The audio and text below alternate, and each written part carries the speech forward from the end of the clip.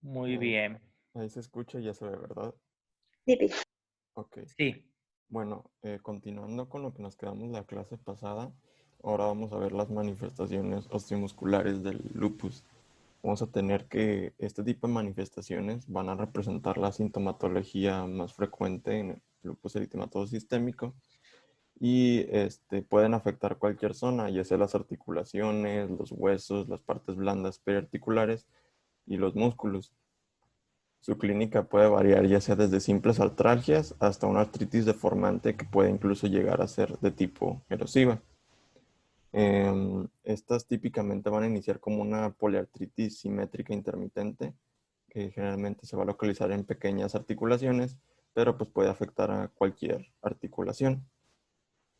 Y pues aquí al inicio pueden ser indistinguibles de otros síndromes poliarticulares, como por ejemplo la artritis reumatoide, la artritis virales, por lo que va a ser importante la sospecha clínica, los estudios serológicos y los estudios de imagen para establecer bien el diagnóstico. Estas típicamente van a afectar las muñecas, las articulaciones metacarpofalángicas, interfalángicas y las rodillas. Sin embargo, pues otras articulaciones como las del hombro, el codo y el tobillo se ven afectadas de forma poco frecuente. Tenemos que la artritis va a estar presente en un 69 o un 95% de los pacientes y de estos un 80% va a presentarla al momento del diagnóstico y otro 50% va a presentarla durante los brotes de la actividad. Muy bien. Aquí, sí, Ay, disculpa, Doc.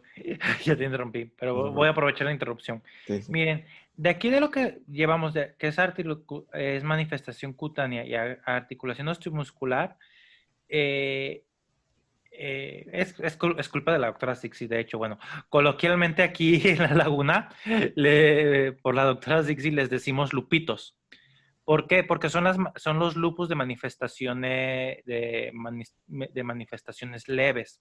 Son lupus que generalmente no afectan, no ponen en riesgo la vida. Por eso les digo, la doctora Sixi, por lo menos que ella es la que lo puso y lo dice, y prácticamente a sus alumnos se los ha pasado, les dice lupitos, que son lupus sin afección de órgano blanco o lupus leves, que generalmente la bibliografía sí los refiere. Lupus con afección de órgano blanco y lupus sin afección de órgano blanco. Los sin afección de órgano blanco son leves. Estos lupus o lupitos, vamos a usar la terminología de la doctora Sixi, son las manifestaciones por mucho más comunes. Pueden acompañar a las graves, las de órganos blancos, como renal, que esa es una de las más comunes graves de órgano blanco.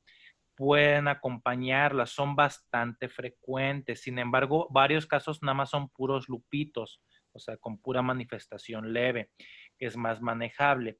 Con respecto a la artritis en lupus principalmente, esta artritis en su evolución puede tener pequeñas diferencias con la reumatoide.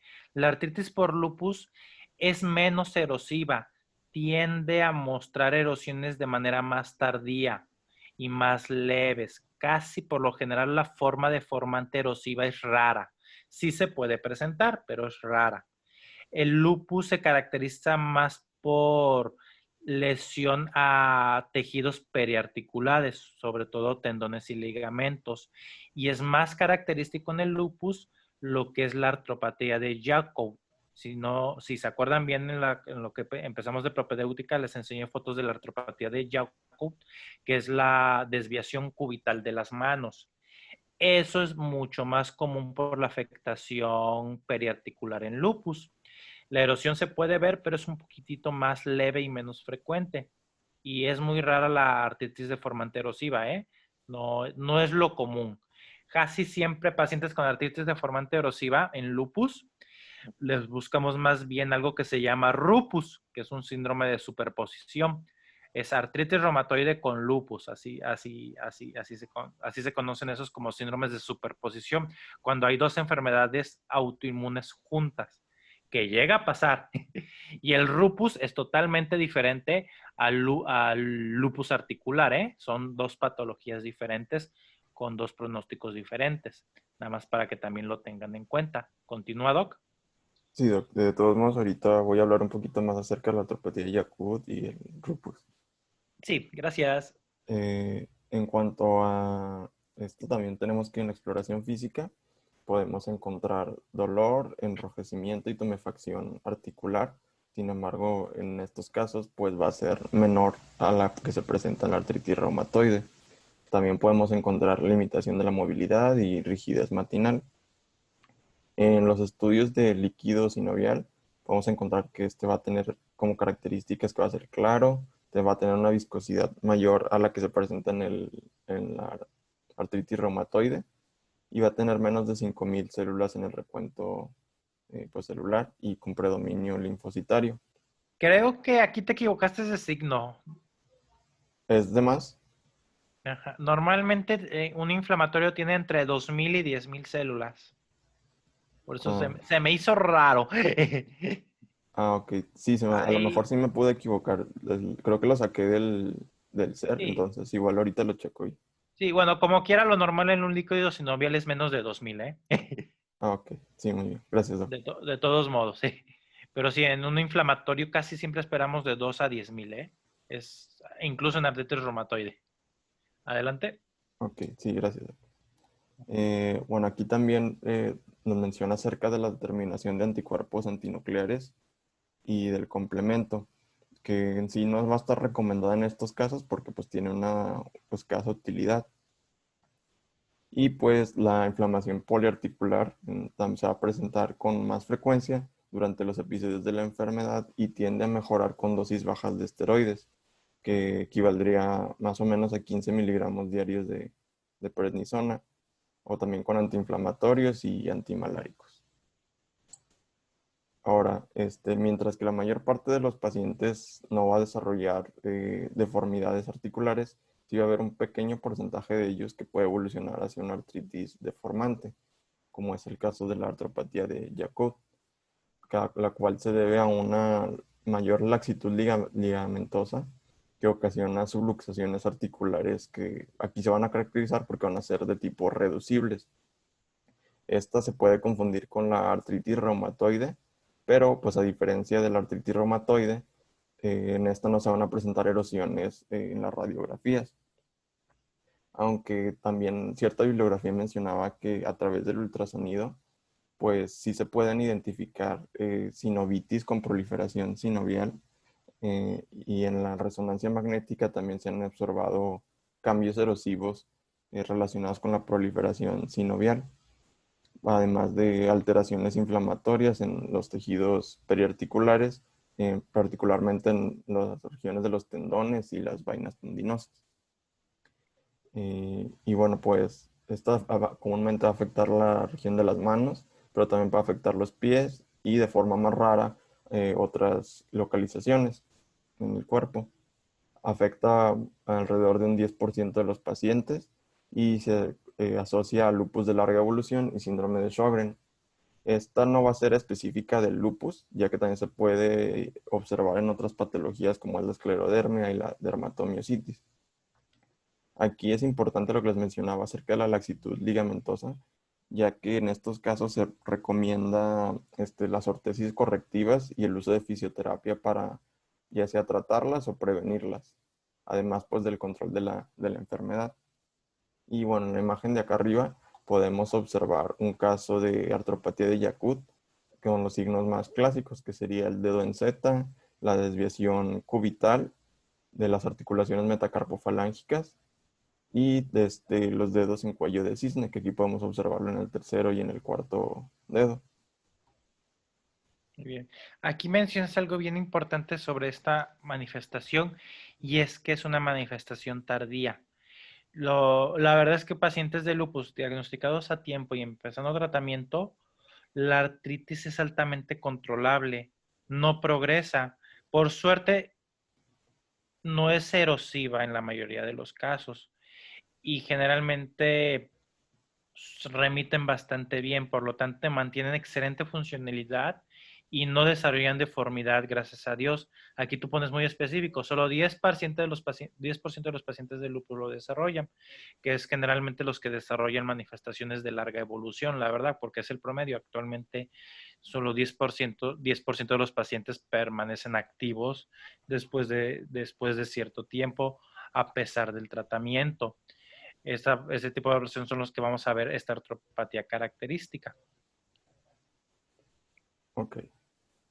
Bueno, también va a haber algunos pacientes que pueden presentar cambios erosivos articulares, principalmente a nivel de las articulaciones metacarpofalángicas, las interfalángicas proximales y en las articulaciones de los huesecillos del carpo, que se pueden ver ya sea a través de una radiografía, como en este caso, o se pueden observar con mayor definición en un ultrasonido de alta resolución con Doppler, a través de la resonancia magnética o a través de una tomografía. Y pues estas erosiones a nivel del carpo también pueden explicar su colapso, que se encuentra en algunos pacientes y con la presencia de deformidades fijas.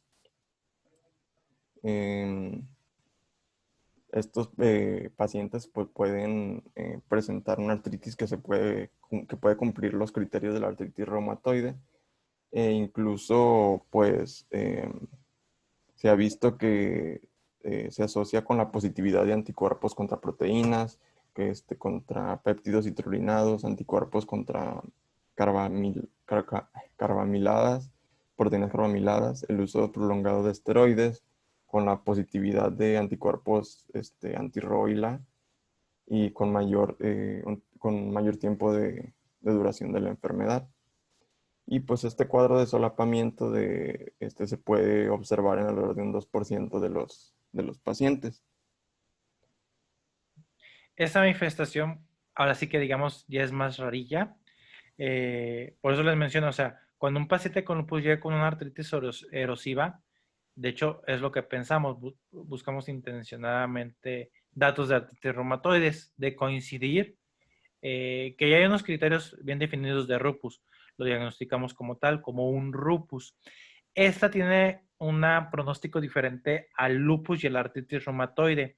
El lupus tiende a ser más benévolo para los lupus, porque las manifestaciones de órgano blanco resultan ser un poquito más leves o controladas.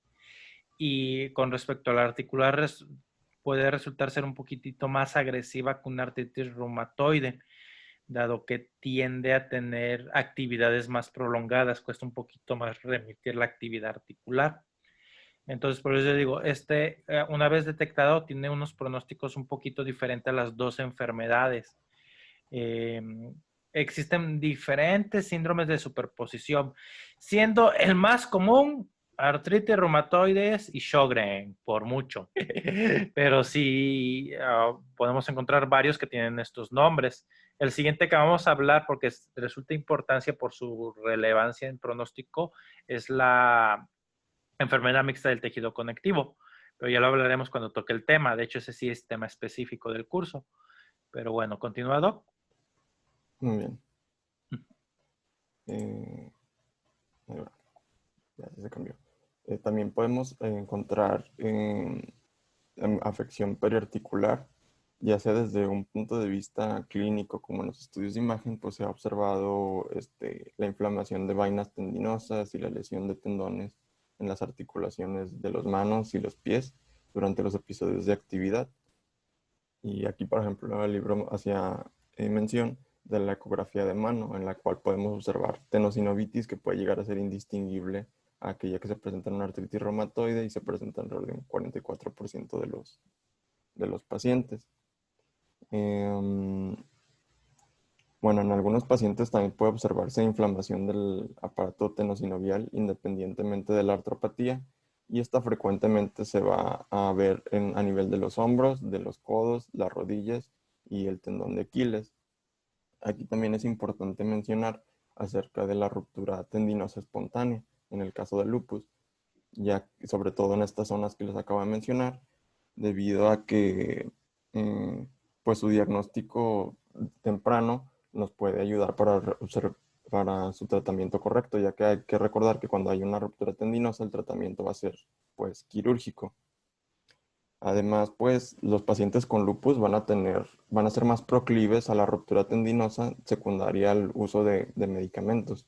Principalmente mencionaban las fluoroquinolonas, por lo cual cuando queramos utilizar alguno de estos fármacos hay que tener en cuenta el riesgo de ruptura tendinosa. Bueno, este tipo de manifestaciones casi siempre van a responder al tratamiento con esteroides a dosis bajas y con AINES. Y también se ha encontrado que pueden responder con el uso crónico de antimaláricos. Su persistencia pues, se va a relacionar más con cambios en la estructura y con las deformidades articulares. Bueno, en el caso de que no haya una respuesta al tratamiento esperada, también se pueden llegar a utilizar otras medidas, como sería la fisioterapia o incluso pues, se puede llegar a la infiltración guiada por ultrasonido de ciertas articulaciones. Ok, otra de las alteraciones que podemos observar ahora pasándonos a nivel óseo es, son, son la pérdida de la densidad mineral. Aquí estas manifestaciones en cuanto a la pérdida de la densidad pueden progresar incluso a una osteoporosis y a fracturas patológicas. Y pues se ha visto que estas causas se pueden identificar con factores usuales de osteoporosis, como ya habíamos visto en las clases pasadas, que pueden ser factores genéticos, del peso, la talla, la actividad física, y también con otros factores como sería la inflamación autoinmune, las alteraciones hormonales, el empleo de glucocorticoides y otras comorbilidades. Aquí también, pues como en relación a esto de la osteoporosis, los pacientes con lupus, principalmente las mujeres, pues deben de llevar un tratamiento preventivo de osteoporosis en cuanto a se le haga el diagnóstico de lupus. Y pues esto pues conlleva cambios en la actividad física, en la nutrición, evitar el consumo de tabaco y alimentos que se asocian con una menor masa ósea. Y pues aquí también hay que considerar que los glucocorticoides se deben utilizar en dosis más bajas y por periodos de tiempo pues más cortos. Ahora pasando a otra de las manifestaciones óseas, tenemos a la necrosis avascular u osteonecrosis. Esta se presenta en un 5 a un 40% de los pacientes y como factores de riesgo tenemos el tratamiento con esteroides, la presencia de anticuerpos antifosfolípidos, la afección del sistema nervioso central, que presente fenómenos de Raynaud y vasculitis. Y pues aquí algo muy importante que se mencionaba en muchas bibliografías era el tratamiento con los esteroides, ya que se ha establecido una relación directa principalmente con los glucocorticoides, y se ha visto que por cada incremento de 10 miligramos en la dosis de prednisona hay un incremento de 4% en la incidencia de osteonecrosis. Aquí es importante comentar que la necrosis ósea se presenta con una incidencia mucho menor en otras enfermedades que van a requerir el uso crónico de glucocorticoides, como sería, pues, por ejemplo, las intestinales o pulmonares inflamatorias o en las enfermedades hematológicas. Aquí, pues, las etapas más precoces de la osteonecrosis van a ser asintomáticas y los datos clínicos se van a presentar cuando el hueso afectado ya tenga alteraciones estructurales. Puede comenzar con la presencia de dolor local, que puede ser mecánico, intermitente y que puede volverse continuo. Esta puede afectar cualquier parte del cuerpo, pero se presenta principalmente a nivel de los huesos largos, en la cabeza femoral, en la cabeza humeral, en los platillos tibiales, y puede afectar con menor frecuencia a los huesos pequeños, como serían los huesos del carpo. Y pues sería todo de esta parte. En cuanto ahora pasando a las manifestaciones musculares, pues esas también van a ser frecuentes y pueden pasar desde una mialgia, debilidad muscular o la miopatía inflamatoria. En cuanto a las mialgias, estas se pueden asociar a fatiga y van a ser temporales y leves.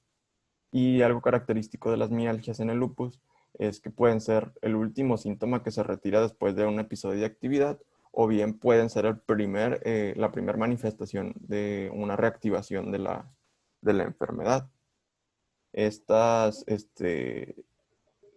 en cuanto a las fibromialgias, estas no se relacionan con la actividad de la enfermedad ni con un patrón serológico o genético de forma constante, y es necesario identificar este problema como algo adicional al lupus, ya que estas no van a mejorar con el tratamiento con un aumento en la dosis, ni van a requerir glucocorticoides, antiinflamatorios no esteroideos o la adición de algún tratamiento. Bueno, de igual manera también tenemos la debilidad muscular, que es una manifestación también común de la enfermedad y que se puede presentar ya sea sin elevación de las enzimas o con elevación leve de las enzimas musculares.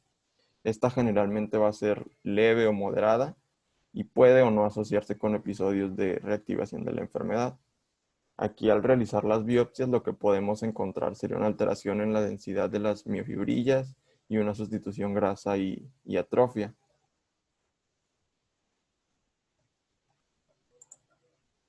En cuanto a la miopatía inflamatoria, como parte de la actividad de la enfermedad, en algunos pacientes se puede presentar esta miopatía inflamatoria, que puede cumplir con las características de una miopatía inflamatoria idiopática y que antiguamente formaba parte de las miopatías inflamatorias relacionadas con el tejido conectivo.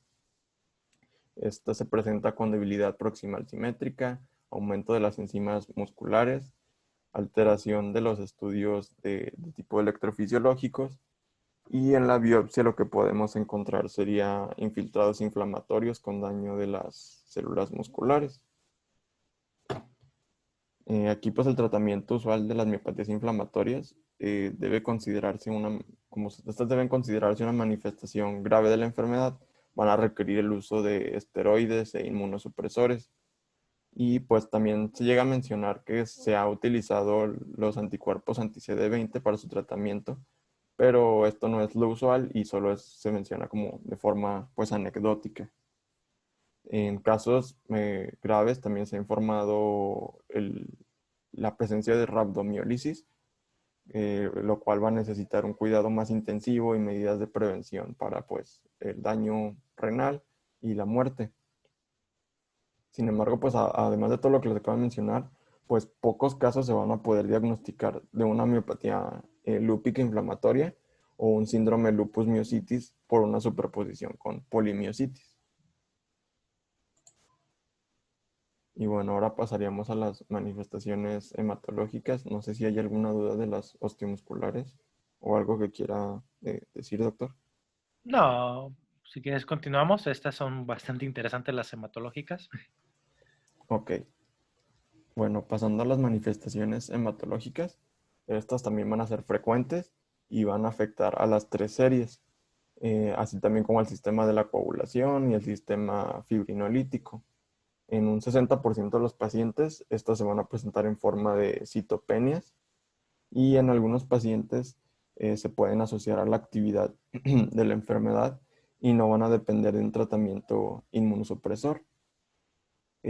También dentro de estas manifestaciones hematológicas que vamos a mencionar está la del síndrome de antifosfolípidos, pero este no lo vamos a abordar ahorita porque pues es un tema aparte, que es el que sigue.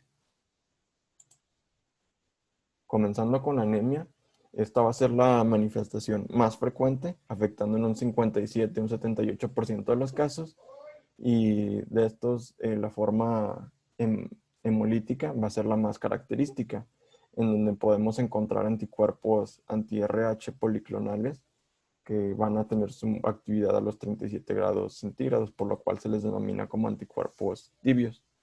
Sin embargo, pues la manifestación más frecuente va a ser aquella anemia secundaria de trastornos inflamatorios crónicos.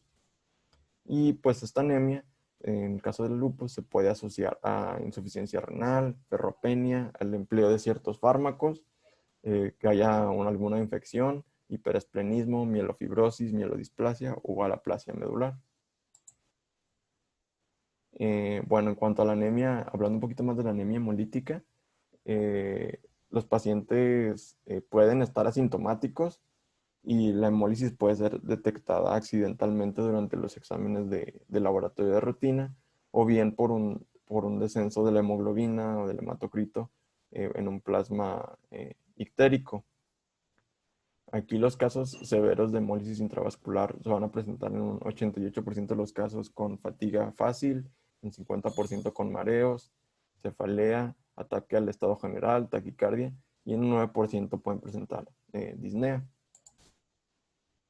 En cuanto a la hemólisis crónica, aquí podemos encontrar otros datos como sería el dolor abdominal, la presencia de cálculos biliares de bilirrubina, que haya palidez tegumentaria, o que pueda también haber subictericia, hepatosplenomegalia y urobilinógeno por la ruptura de eritrocitos, que se va a presentar en un 3% de los casos, e insuficiencia cardíaca. Y pues aquí también menciona acerca de la prueba de COMS, donde podemos identificar IgG y o complemento unido a eritrocitos.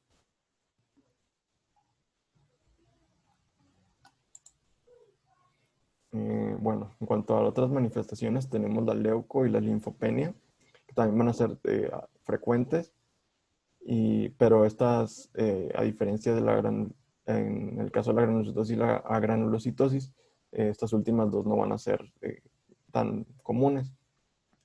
En la leuco y la linfopenia, pues se van a asociar cuando esté la enfermedad activa, y pues es lo relevante esta. En cuanto a la plaquetopenia, pues en esta podemos encontrar anticuerpos antiplaquetarios o anticuerpos dirigidos contra los receptores de trombopoyetina de los megacariocitos, y puede estar asociada a anemia hemolítica microangiopática, a síndrome antifosfolípido secundario o a la toxicidad de ciertos fármacos.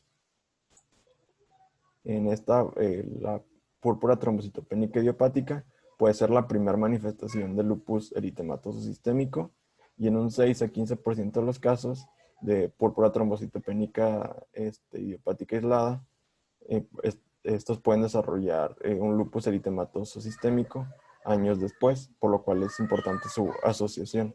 A ver, un momento. Sí, en lo que te desocupas, Doc. Esto de la trombocitopenia primaria inmune, que ese es ya su nombre correcto, ¿eh? Ya no le decimos púrpura trombocitopenia idiopática. Bueno, sí le decimos, pero ya los colegios han decidido que debe ser trombocitopenia primaria inmune.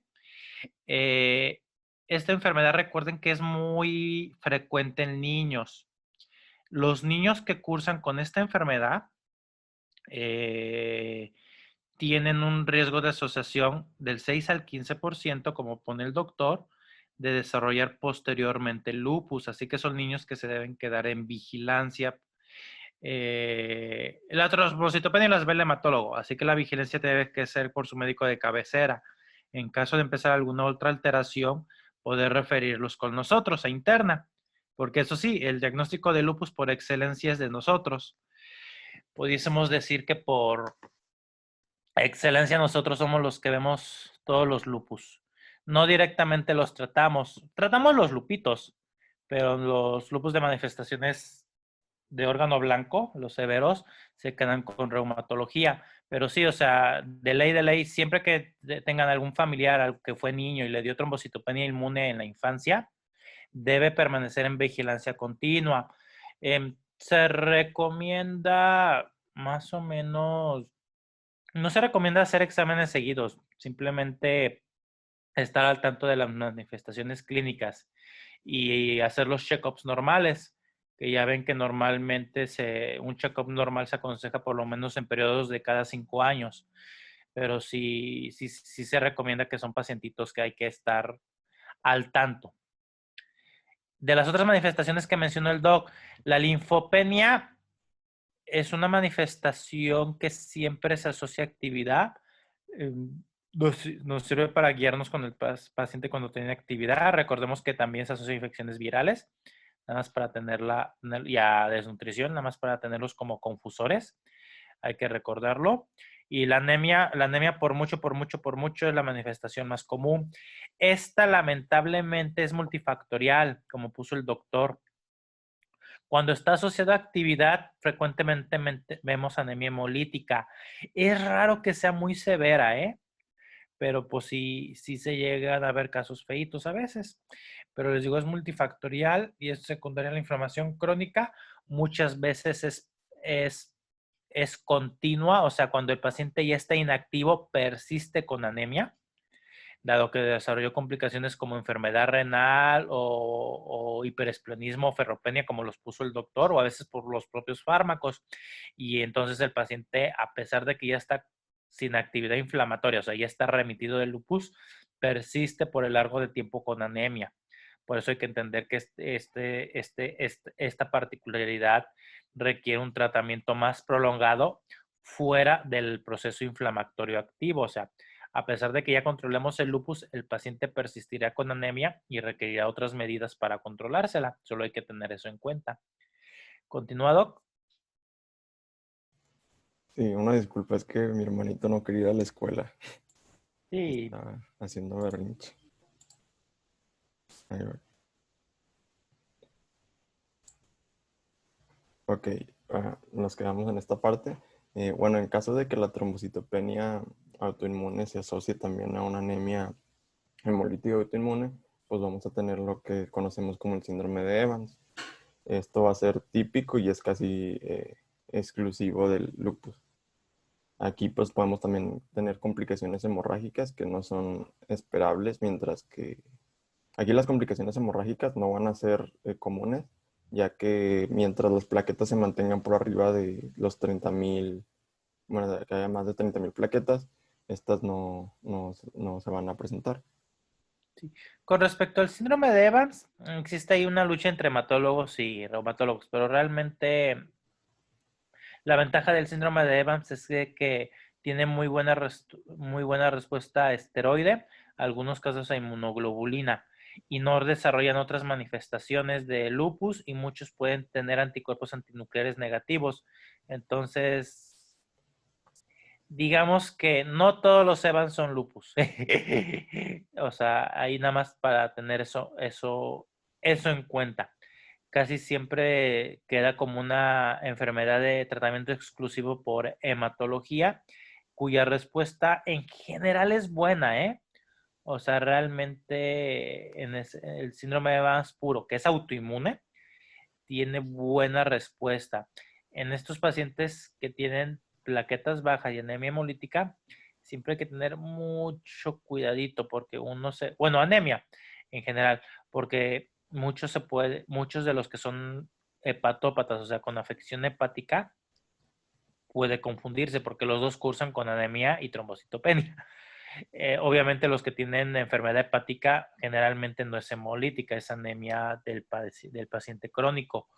Puede haber presencia de hemólisis, pero es hemólisis extravascular, es por hiperesplenismo, no tiene nada que ver con actividad autoinmune, sino que por la misma cirrosis el paciente genera hiperesplenismo y puede haber una pequeña cantidad de hemólisis. Pero eso les digo, a veces el Evans requiere diagnósticos diferenciales. Pero el síndrome de Evans puro, les digo, es una pelea ahí entre reumas y hematólogos. Aparentemente, bueno, no aparentemente, los hematólogos sostienen que es una entidad pura, no asociada a lupus y que tiene más características de trombocitopenia primaria inmune. Y los reumas, es que los reumas lo ven muy seguido, que pacientitos con lupus, que tienen ANAS positivos, ya los conocían con lupus, de repente desarrollan Evans. Y el chiste es que todos responden con esteroide, la verdad. A todos les dan prednisona y se curan. Esa es como que una pequeña curiosidad. Muy bien, adelante. Muy bien. Ya por último, en cuanto a las manifestaciones hematológicas, tenemos que se puede presentar también adenopatías, las cuales se suelen detectar al inicio de la enfermedad o bien se pueden asociar a brotes de la actividad. Estos se presentan en un 50% de los pacientes y menciona principalmente esta, que es la enfermedad de Kikuchi-Fujimoto, en la cual se presentan adenopatías y fiebre, que se presentan principalmente en mujeres que tienen anticuerpos antinucleares positivos, como vemos en esta imagen, que se presentan principalmente en la región supraclavicular, en este caso en la parte izquierda. Bueno, ahora pasando a la nefropatía lúpica, esta va a ser una de las principales causas de y mortalidad en lupus eritematoso. Y esta se caracteriza porque puede afectar a cualquier parte del componente anatómico del riñón, pero principalmente va a destacar el daño al glomérulo. Se presenta en un 30 a un 55% de los pacientes con lupus. Sin embargo, hay bibliografías que mencionan hasta un 60%. Y esta se presenta al inicio de la enfermedad en 10% de los casos de los adultos y en 30% de los casos en la edad infantil. Esta nefropatía lúpica, la variación de bibliografía varía del origen del estudio. Lamentablemente, pacientes hispanos somos más frecuentes, rondamos arriba del 50%. En nuestra población es más frecuente. Escandinavos, si no mal me acuerdo, y asiáticos tienen menor frecuencia de nefropatía lúpica.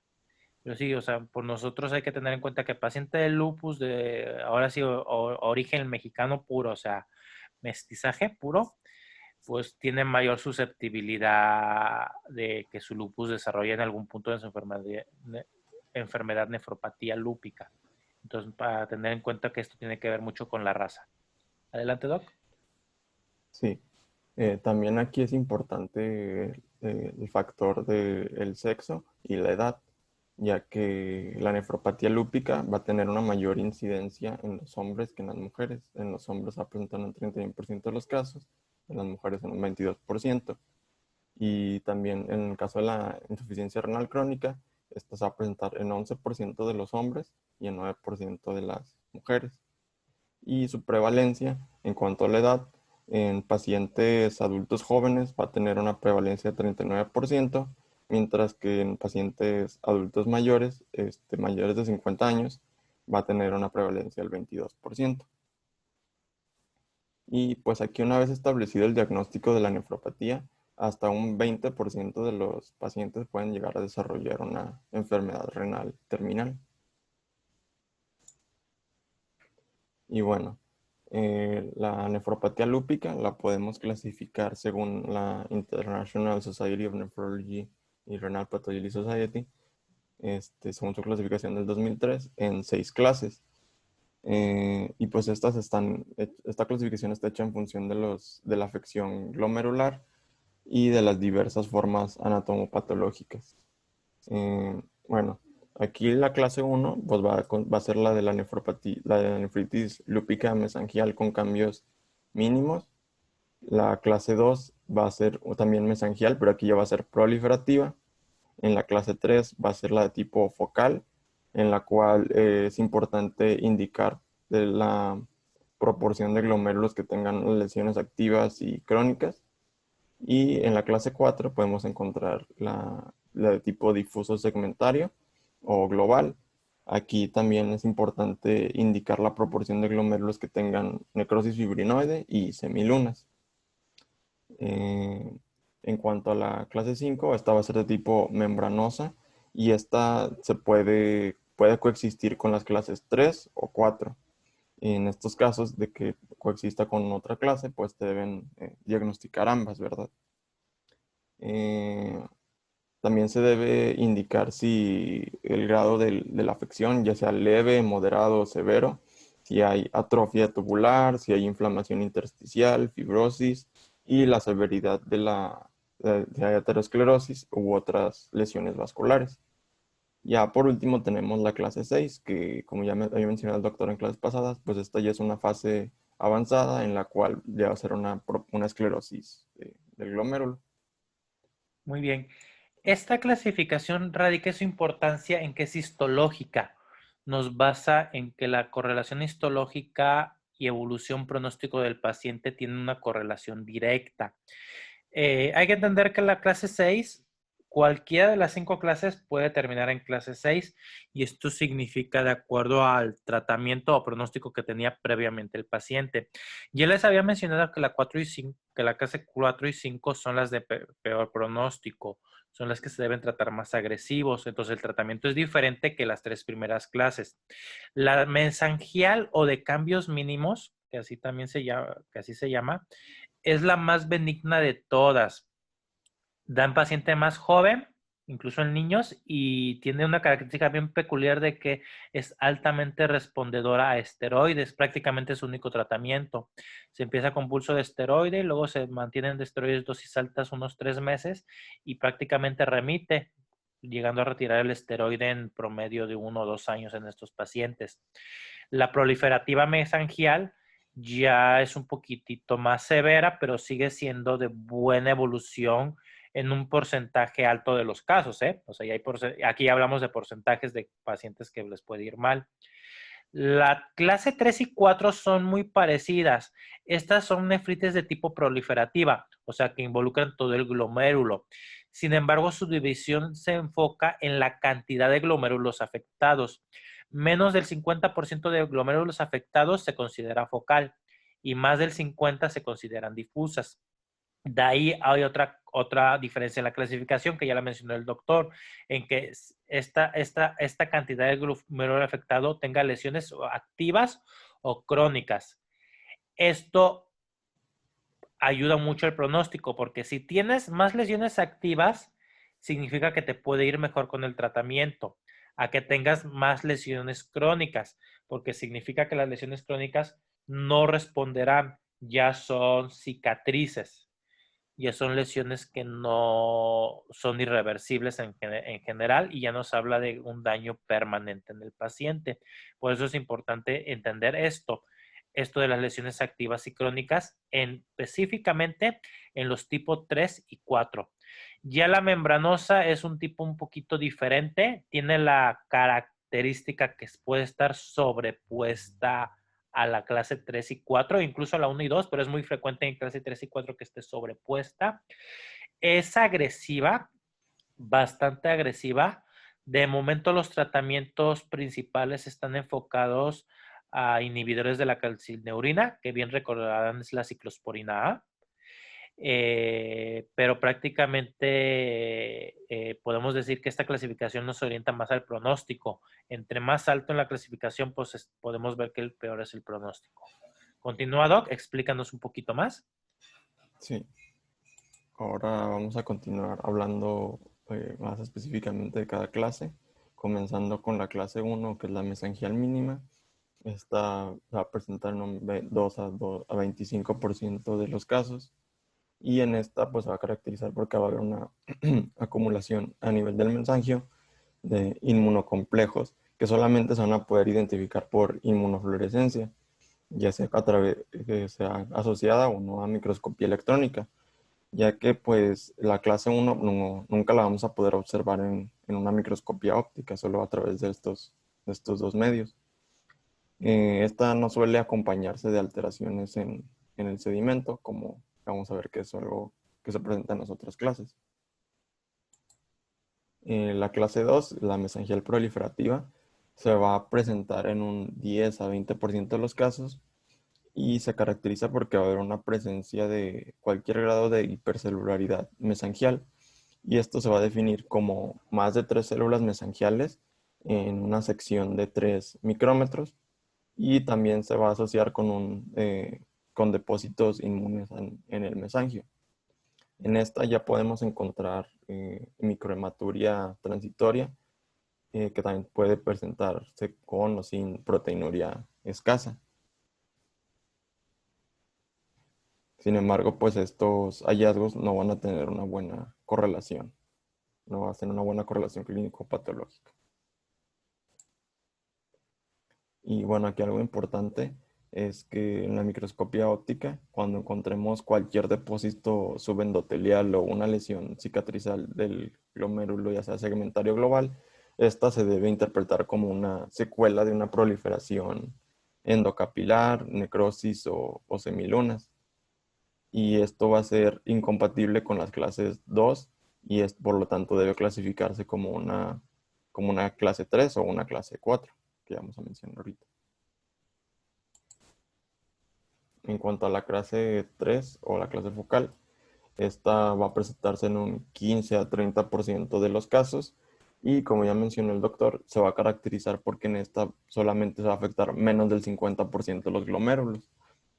Aquí lo que vamos a observar en la microscopía óptica van a ser lesiones de tipo proliferativas, que pueden ser activas o inactivas, y que también se pueden clasificar aquellas como segmentarias o globales dependiendo del porcentaje de que esté afectando el glomérulo.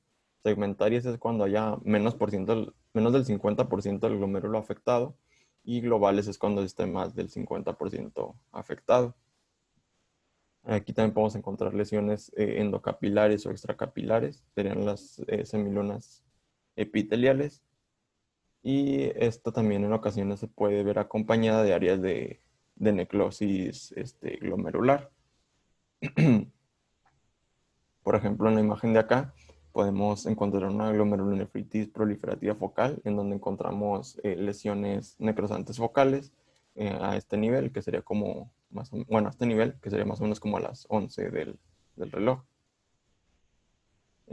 Aquí se va a caracterizar porque va a haber proteinuria en un examen de 24 horas mayor a 1 gramo.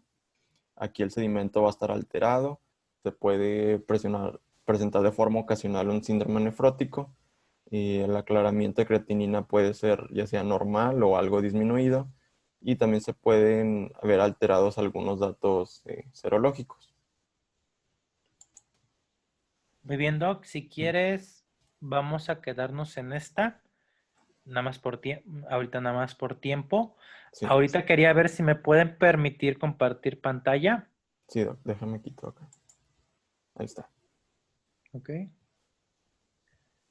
Vamos, acá está.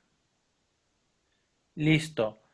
Aquí les pongo una imagen de un libro de reumatología que se llama el Primer.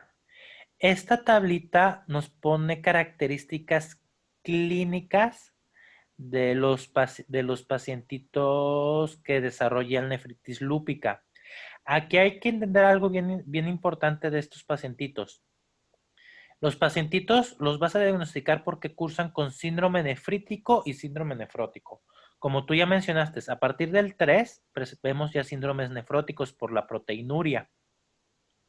3, 3 y 4, de hecho, la característica son nefróticos, mientras que 1 y 2 se presentan como síndromes nefríticos. ¿Qué vamos a esperar en un síndrome nefríticos? Hematuria e hipertensión arterial, ¿ok? Y edema, ¿verdad? Pero bueno, la verdad es lo menos importante. Es peor el edema en el nefrótico. Pero en el nefrítico se caracteriza mucho la hipertensión y es lo que podemos llegar a ver a los pacientes. Paciente que te llegue joven, mujer sobre todo, hipertensa, sin antecedentes de riesgo y que tenga proteinuria, aunque sea escasa, porque ya vieron que el tipo 1 es escasa, hay que clasificarla como un nefrítico y empezar estudio, ¿ok? Aquí les pone varias características clínicas. Aquí les pone que inclusive ven a estos pacientes con la presión normal.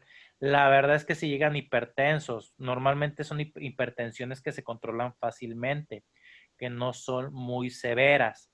Pero recuerden que estos pacientitos solo los diagnosticas por estos motivos.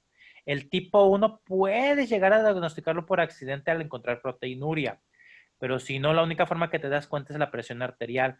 Entonces recuerden, un nefrítico leve puede ser su primera manifestación, que se sube la presión un poquito para que ustedes lo tengan muy en cuenta. Esta tabla yo se las voy a pasar, en un ratito se las paso por WhatsApp para que se aprendan bien las características. Les voy a ser franco, no van a salir reumatólogos. No quiero ni siquiera que se lo sepan como para examen. Lo que quiero solo es que quiero que den la asociación entre síndrome nefrítico y síndrome nefrótico, porque a fin de cuentas sí es un tema que deben ver y van a ver en nefrología. Y a fin de cuentas tiene su relevancia clínica especial porque pues el hacer la detección de un síndrome nefrítico temprano mejora mucho su pronóstico. Los nefróticos, la mayoría son de mal pronóstico, se van a dar cuenta. De hecho, en nefro les van a decir de la nefropatía diabética los tipos y van a ver que Los pacientes diabéticos con nefropatía grado 3, que también ya es nefrótica, ya el pronóstico es muy feíto, que los tratamientos en estos casos en nefrótico incluyen YECAS y ARA2, a lo mejor no los vamos a mencionar en lupus, pero también es parte del tratamiento.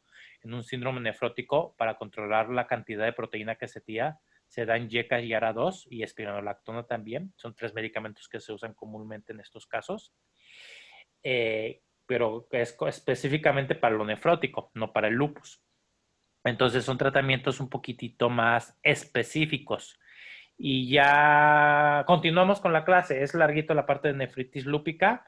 No sé si nos vas a poner la parte de tratamiento específico acá, porque es muy específico, o lo vemos despuesito, pero de todos modos todavía nos queda mucha extensión de la clase, ¿ok? Lo vemos mañana. Yo espero mañana avanzar bastantillo, que es sábado. Y pues nada más, hasta aquí, chicos. Que tengan bonito fin de semana, ¿ok? Gracias, doctor. Igualmente, nos vemos mañana. Sale. Gracias. Gracias, hasta mañana.